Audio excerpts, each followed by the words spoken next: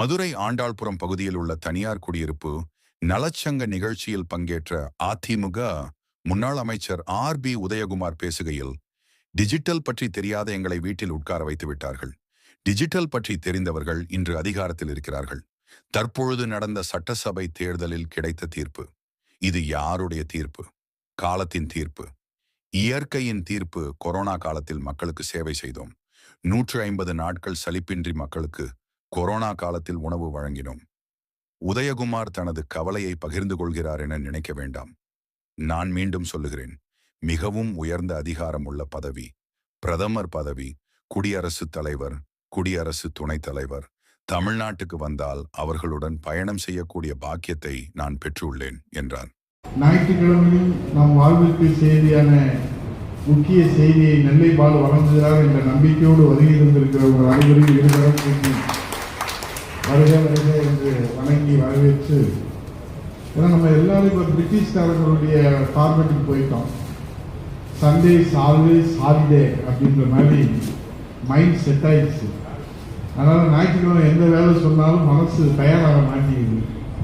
ஆனாலும் கூட அதை தள்ளி வைத்துவிட்டு, இன்னும் சொல்ல போனால் அதை தவிர்த்து விட்டு ஆக்கப்பூர்வமான உளப்பூர்வமான இங்கே பங்கேற்றிருப்பது எங்களுக்கெல்லாம் மகிழ்ச்சி அளிக்கிறது.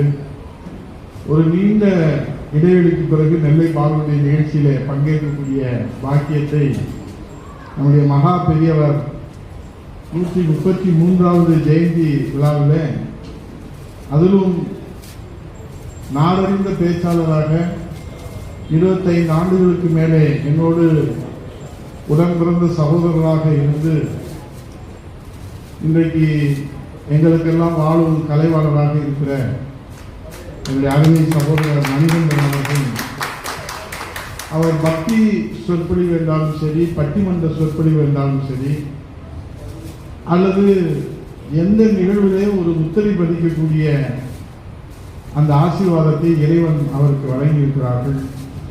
அவர் அரசு பணியிலே பணியாற்றியிருக்கிறார்.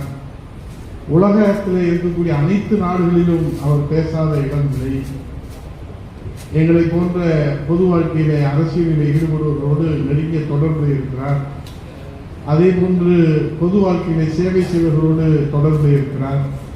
அப்படிப்பட்ட பேச்சாளருடைய பேச்சை கேட்க உங்களோடு நானும் ஆவலோடு இங்கே வருகை கொண்டிருக்கிறேன். மணிகண்டன் அவர்கள் வருக வருக என்று வரவேற்று, எங்களுடைய கலைமாமணி ஐயா லேனா தமிழ்மாறன் அவர்கள் எழுத்தாளர், பதிப்பாளர், அப்புறம் அவர் கர்நாடிக்காரர். அவங்க ஒரு அடையாளம் சொல்லணும்னா, இப்போ நம்ம புரட்சி தலைவர் சொல்லணும்னா தொப்பி கண்ணாடி.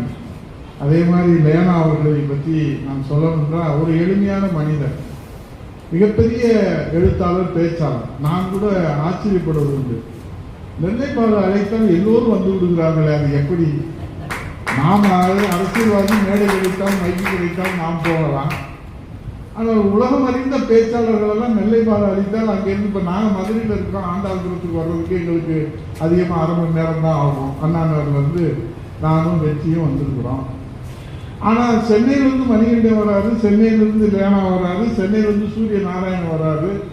என் பிள்ளை இன்றைக்கு ஒரு இசையிலே, ஆன்மீக இசையிலே நிச்சயமாக உலக சாதனை படைக்கக்கூடிய அத்தனை தகுதியில் பெற்றிருக்கிற சூரிய நாராயணன் அவர்கள் பண்பு, பணிவு, திறமை, ஆற்றல், அவர்கள் பெற்றோர்கள் மூலியமாக இறைவன் அவருக்கு அருளாசி இருக்கிறார்.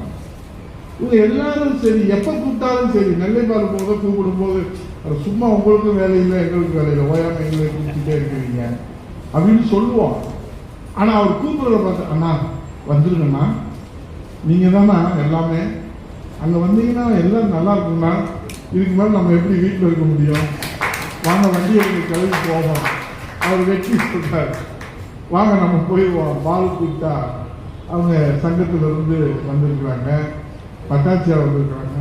அது இந்த பாலுடைய வரவேற்பு இருக்கு பாருங்க.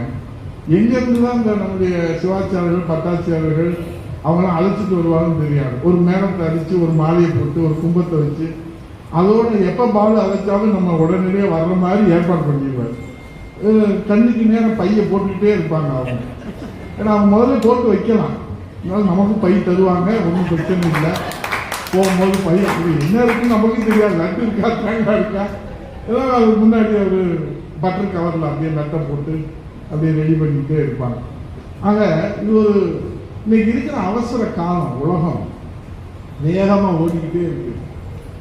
டிஜிட்டலை பற்றி தெரியாதனால நீங்கள் வீட்டில் இருங்கன்னு எங்களை வீட்டில் உட்கார வச்சுட்டாங்க. டிஜிட்டலை பற்றி தெரிஞ்சவங்க இன்றைக்கு இருக்கிறாங்க அதிகாரத்தில். ஆனால் எனக்கு என்ன இந்த ஆன்மீக நிகழ்ச்சியில் ஆன்மீகம்னா என்ன அப்படின்னு உங்களுக்கு நிறைய நம்முடைய அருமை சகோதரர் நெல்லை பாலு அவர்கள் நிறைய நிகழ்ச்சிகளை நடத்தி கொண்டே இருக்கிறார்கள். எனக்கு என்னன்னா இங்கே ஒரு செய்தி சொல்லணும், நான் பெற்ற அனுபவங்களை இங்கே சொல்லி நிறைவு செய்து உங்களோடு சேர்ந்து நானும் இந்த பகுதியிலே மக்கள் சேவகராக இருக்கிற கழக புரட்சித் தலைவர் அம்மா பேரவையுடைய மாநில துணை செயலாளர் நேற்று கூட வைகாசி விசாகத்துக்கு பால்குடம் எடுத்துட்டு லட்சக்கணக்கான பேர் முருகன் இடத்துல வெற்றிவேல் முருகனுக்கு அரோகரா முருகா என்று அழைத்து செல்லுகிறவர்கள் எல்லாம் அவர்களுக்கு அன்னதானம் இடமிருந்து 10,000 பேர்களுக்கு அன்னதானத்தை வெற்றிவேல் அவர்களுடைய ஏற்பாட்டில் இதே நம்முடைய பவனாமசம் பகுதியில் நடைபெற்றது. அது என்னுடைய ஒரே ஒரு செய்தியை மட்டும் என் அனுபவத்திலே சொல்லிவிட்டு நான் என்னுடைய உரையை நிறைவு செய்து நம்முடைய மணிகண்டன் அவருடைய பேச்சை உங்களோடு கேட்பதற்கும் அதற்கு பிறகு விருது வழங்குவதற்கும் நான் தயாராக இருக்கிறேன். என்னுடைய செய்தி என்னவென்று சொன்னால், எனக்கு சொல்லுகிற செய்தியாகத்தான் உங்களுக்கும் சொல்லுகிறேன். இருப்பதை ஏற்கும் புதிய மனிதராகுங்கள் என்று பெரியவர்கள் சொல்லுகிறார்களே, ஆனால் மனது அதை ஒத்துக்கொள்ள மறுக்கிறது. வாழ்க்கையிலே பொறுமையாக இருந்தால் அற்புதங்கள் நடக்கிறது, அதிசயங்கள் நடக்கிறது. எதையும் நம்பாதீர்கள் என்று இந்த உதயகுமார் சொல்லவில்லை. எந்த மாதிரியான நம்பிக்கைகள் இருந்தாலும் இல்லை என்றாலும் நடக்க வேண்டியது நடந்தே தீரும் என்பதுதான் இதில் இருக்கக்கூடிய ஒரே செய்தி. இப்ப நீங்க இங்க வந்து எங்க பேச்சை கேட்கணுன்றது விதி, நாங்க உங்ககிட்ட பேசணுன்றது விதி. நடக்க வேண்டியது நடந்தே தீரும். அது என்ன? நிறைய உதாரணங்கள் உலகத்தில் இருந்தாலும் கூட என்னுடைய வாழ்க்கையில எப்படியாவது கஷ்டப்பட்டு படித்து தியாகராஜ கல்லூரியில பிகாம் சேர்கிற போது உள்ளே போகிற போதே ஒரு பேங்க்குக்கு மேனேஜர் ஆயிடணும் அப்படின்னு ராயல் பிகாம்ல சேர்ந்த உடனே மிகப்பெரிய நம்பிக்கை. படித்து முடித்ததற்கு பிறகுதான் தெரிகிறது எனக்கு முன்னாலே 2 லட்சம் பேர்கள் அங்கே மேனேஜர் வேலைக்கு காத்து கொண்டு இருக்கிறார்கள். நம்பிக்கை வைத்தேன், ஆனால் மேனேஜர் ஆக முடியவில்லை. அதற்கு பிறகு master of social work Madurai institute of social சயின்ஸில் படித்து லேபர் ஆபீசர் ஆகிவிடலாம் என்று சொல்லுகிறார்களே, அல்லது ஒரு என்ஜிஓ நான் கவர்மெண்டல் ஆர்கனைசேஷன் தொடங்கி வெளிநாடுகளில் இருந்து நிறைய நிதிகளை பெற்று மக்களுக்கு சேவை செய்யலாம் என்று சொல்லுகிறார்களே, ஆகவே மாஸ்டர் ஆஃப் சோசியல் ஒர்க்கை படித்து விடலாம் என்று அதிலே சேர்ந்து 2 ஆண்டுகள் மாஸ்டர் டிகிரியை படித்து முடித்து வருகிற போது அங்கே எனக்கு முன்னால் 5 லட்சம் பேர்கள் காத்துக் கொண்டு இருக்கிறார்கள். அதுவும் அந்த நம்பிக்கையும் எனக்கு நிறைவேறவில்லை. சரி, என்னதான் செய்வது என்று மதுரை அரசு சட்டக் கல்லூரியிலே சட்டம் பயின்று இன்றைக்கு இருக்கக்கூடியதிலே நியாயத்தை நிலைநாட்டுவதற்கு ஏழை எளியவர்களுக்கெல்லாம் சேவை செய்து வாய்ப்பு வந்தால் பணக்காரரிடத்தில் நிறைய நாம் ஃபீஸை வாங்கி பணக்கார வழக்கறிஞராக நாம் சாதித்து முடிந்தால் நமக்கு தலைவிதி இருந்தால் ஒரு நீதிபதியாகவோ ஹைகோர்ட் லெவல்லையாவது வந்துடலாம் அப்படின்னு நம்பிக்கையோட மதுரை அரசு சட்டத்துறை படித்து வழக்கறிஞராக போனால் எனக்கு முன்னால் குற்றவாளிகள் எண்ணிக்கையை விட வக்கீல்கள் எண்ணிக்கை அங்கே அதிகமாக இருக்கிறது. அந்த நம்பிக்கையும் நமக்கு கை கொடுக்கவில்லையே என்று. ஆகவே நான் திரும்பவும் சொல்லுகிறேன், எதையும் நம்பாதீர்கள் என்று நான் சொல்லவில்லை, ஆன்மீகத்தை நம்பாதீர்கள் என்று சொல்லி இந்த மேடையிலே நான் பேசவில்லை.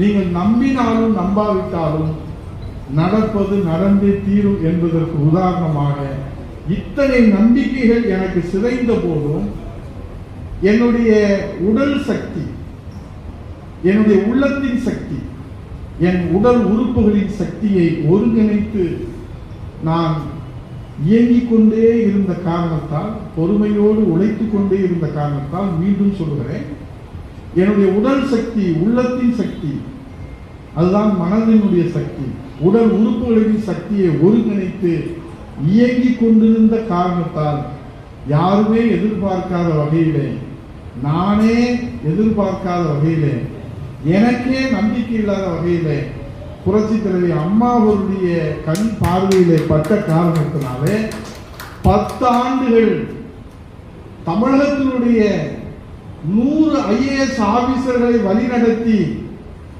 8 கோடி தமிழர்களுக்கு சேவை செய்யக்கூடிய அமைச்சராகக்கூடிய வாய்ப்பு நடக்க வேண்டியது நடந்தே தீரும்.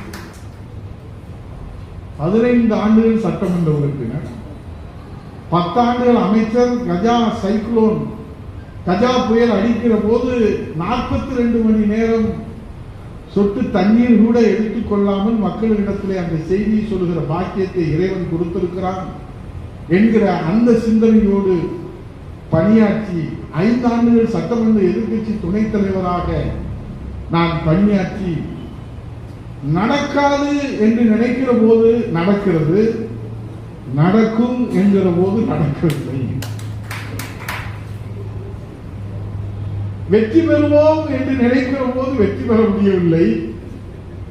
ஆனால் யதார்த்தத்தோடு களத்தில் நிற்கிற போது வெற்றி நம்மளை தேடி வருகிறது.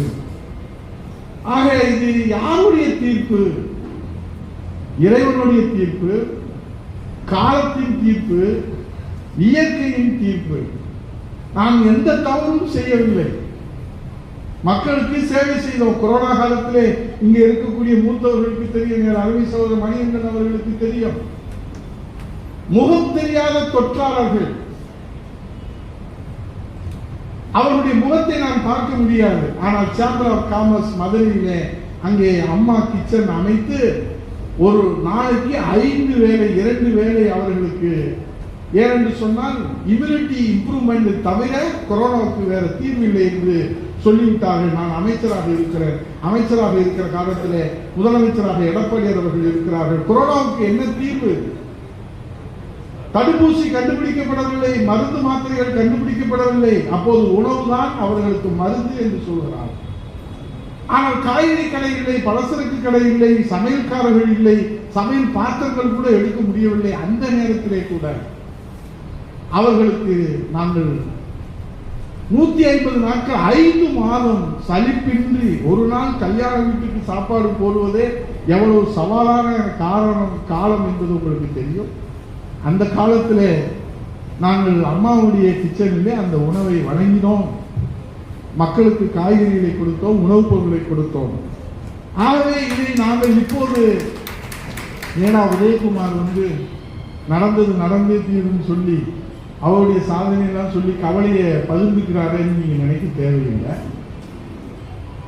எதுவாக இருந்தாலும் ஏற்றுக்கொள்கிற மனப்பான்மை இருந்தால்தான் மனிதன் இயங்க முடியும் என்பதற்குத்தான் நான் இங்கே உங்கள் முன்னால் நின்று நான் பேசிக் கொண்டிருக்கிறேன்.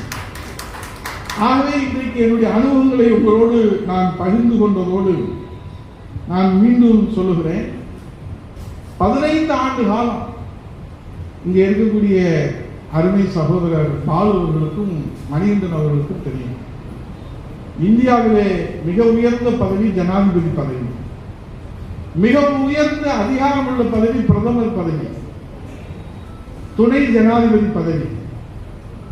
இந்த பதவி வகிப்பவர்களோடு அவர்கள் தமிழ்நாட்டுக்கு வந்தால் அவர்களோடு சாப்பல்ல, நம்முடைய ராணுவ சாப்பல்ல பயணம் செய்யக்கூடிய வெயிட்டிங் மினிஸ்டராக இருக்கக்கூடிய பாக்கியத்தை அன்றைக்கு நான் எதிர்பாராது கடவுளாக அம்மா அவர்களும் எடப்பாடி அவர்களும் எனக்கு பாரத பிரதமர் நரேந்திர மோடிஜி அவர்கள் அப்துல் கலாம் அவர்களுக்கு வருகிற போதும் சரி, ஜனாதிபதி ராம்நாத் கோவிந்த் அவர்கள் அங்கே அத்திவரதரை 40 ஆண்டுகளுக்கு ஒரு முறை நடைபெறுகிற அந்த விழாவுக்கு வருவதாக இருந்தாலும் சரி, துணை ஜனாதிபதி அவர்கள் வருவதாக இருந்தாலும் சரி, அவர்களோடு சென்றிருக்கிறேன். அதே போன்று கன்னியாகுமரியிலே இருந்து காஷ்மீர் வரை அமைச்சராக இருக்கிற போது டிசாஸ்டர் மேனேஜ்மெண்டிலே அரசு விழாக்களிலே பங்கேற்று அங்கே மாளிகையிலே தங்கக்கூடிய வாய்ப்பு கிடைக்கிற போதும் ஐயப்பன் கோயிலுக்கு விரதம் இருந்த காலத்திலே அந்த குளிரிலும் காஷ்மீரிலே தரையிலே படுத்து அந்த அனுபவத்தையும் நாங்கள் பெற்றிருக்கிறோம்.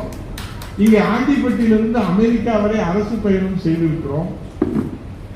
உதயகுமார் என்னப்பா சொல்ல வர அப்படின்னு கேட்டீங்கன்னா, நடக்க வேண்டியது நடந்தே தீரும் என்பதை போல இப்போது உங்களிடத்தில் பேசக்கூடிய பாக்கியத்தை இறைவன் எங்களுக்கு வழங்கியிருக்கிறார். ஆகவே உங்களுக்கு நான் சொல்லுகிற செய்தி, இதன் அனுபவத்தை சொல்லி நிறைவாக நான் சொல்லுகிற செய்தி, இருப்பதை ஏற்கும் புதிய மனிதராக நீங்கள் வருகிற போது உங்கள் மனபாரம் எல்லாம் குறைந்துவிடும். என்னை பாருங்க, அமைச்சர் பதவி இழந்து, சட்டமன்ற உறுப்பினர் பதவி இழந்து, சட்டமன்ற எதிர்கட்சி தலைவர் பதவி இழந்தாலும் கூட இருப்பதை ஏற்கிற மனப்பக்குவம் வந்த காரணத்தால் தான் உங்கள் முன்னால் நீங்கள் பேசுகிற அந்த சக்தியை துருப்பிடித்து வீட்டிலே இருந்து தேய்ந்து போவதை காட்டிலும் உழைத்து தேய்ந்து போவதுதான் ஒரு மனிதனுடைய இலக்கணமாக இருக்கக்கூடிய அந்த நிலையம். இங்க வந்தபோதுதான் வேணாவை பார்க்கிறோம், தம்பி சூரிய நாராயணன் பார்க்கிறோம், உலக அறிந்த பேச்சாளர் என் அருமை சகோதரர் உடன்பருவாசவர் மணியன் பார்க்கிறோம், நெல்லை பாலு மணியை பார்க்கிறாரு, இன்னும் விருதவர் வரலையேன்னு பார்க்கிறாரு. அவர் கவலை அவருக்கு, நம்ம கவலை நமக்கு. ஆகவே மனிதன் நினைக்கிறான், என்ன நினைக்கிறான்? தன் அறிவால் அவன் எல்லாவற்றையும் பெற்றுவிட முடியும், எல்லாவற்றையும் வென்றுவிட முடியும் என்று மனிதன் நினைக்கிறான். உண்மைதான். ஆனால் அதற்குள்ளே ஒரு கேள்வி இருக்கிறது.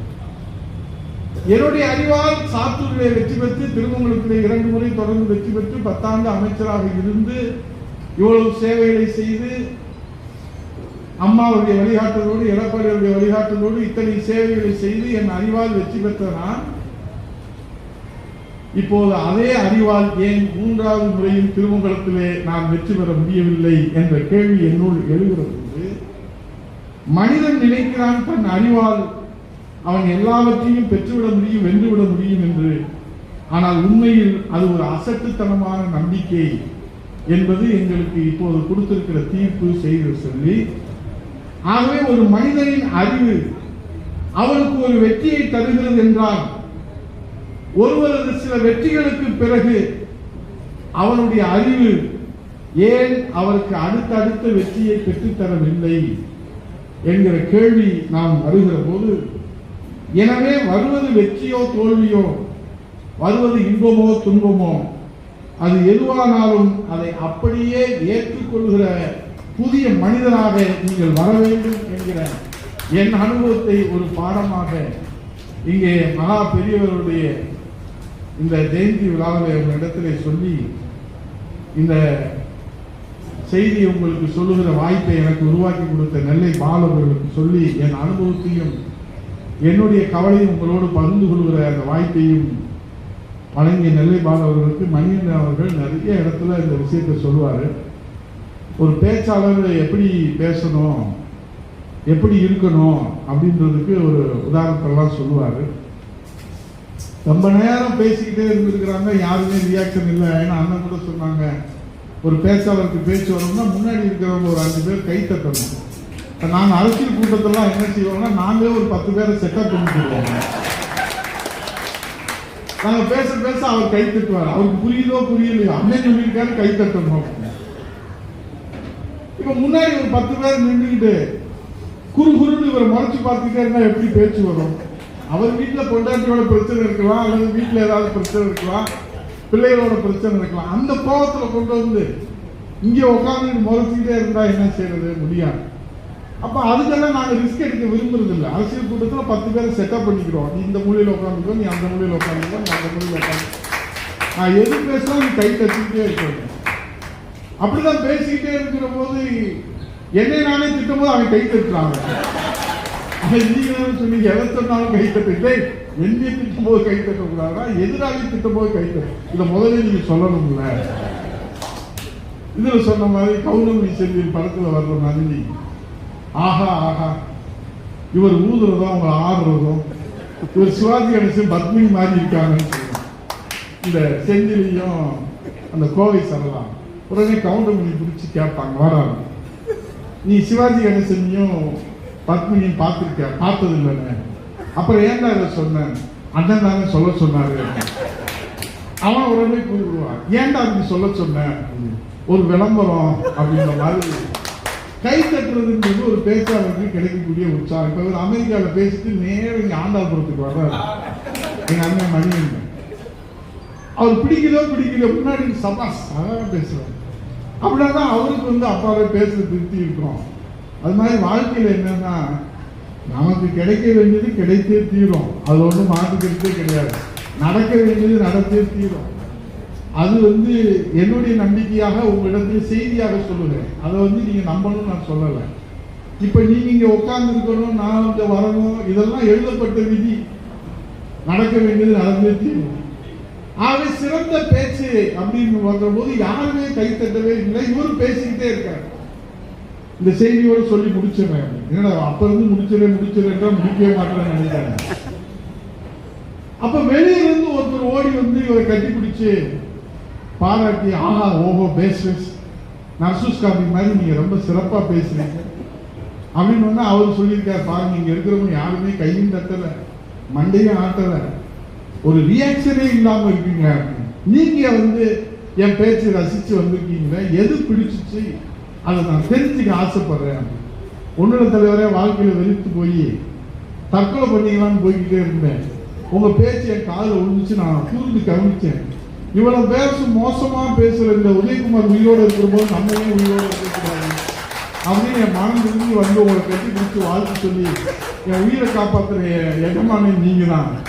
அதனால வாழ்க்கையில நீயே வாழும்போது நான் என்ன வாழக்கூடாது அப்படின்ற மாதிரி நீங்க யாரோ ஆளுறாங்க, நாங்க ஏன் வாழக்கூடாதுன்னு சொல்லி நன்றி கூறிய ஆன்மீக நிகழ்ச்சி வருகின்ற எல்லோருக்கும் நன்றியை தெரிவித்து விடைபெறுகிறேன். நன்றி வணக்கம்.